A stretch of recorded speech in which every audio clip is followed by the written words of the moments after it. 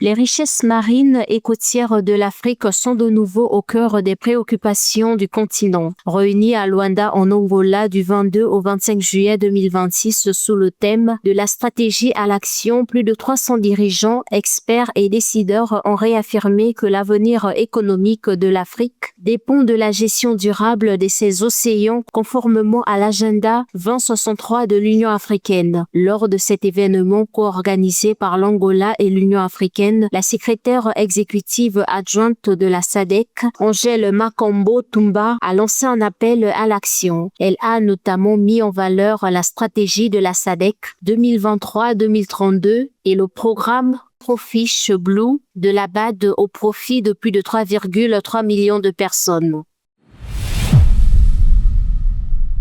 Après 26 ans d'interruption, le Mali et le Maroc ont relancé leur grande commission mixte de coopération à Bamako du 22 au 24 juillet 2026, co-présidée par les ministres des Affaires étrangères Abdoulaye Diop et Nasser Bourita. Cette 4e édition vise à consolider leur partenariat politique, économique et technique. Les travaux entamés par une réunion d'experts ont ciblé des secteurs prioritaires comme l'agriculture, l'éducation, la santé, les infrastructures, la formation, les transports et les investissements. La relance de la commission fait suite aux récentes convergences diplomatiques entre le Mali et le Maroc, notamment le soutien du Mali, du Burkina Faso et du Niger en avril 2025.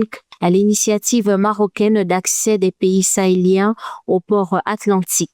Ces corridors alternatifs offrent au Mali, État enclavé, des débouchés logistiques moins dépendants de ses voisins côtiers traditionnels.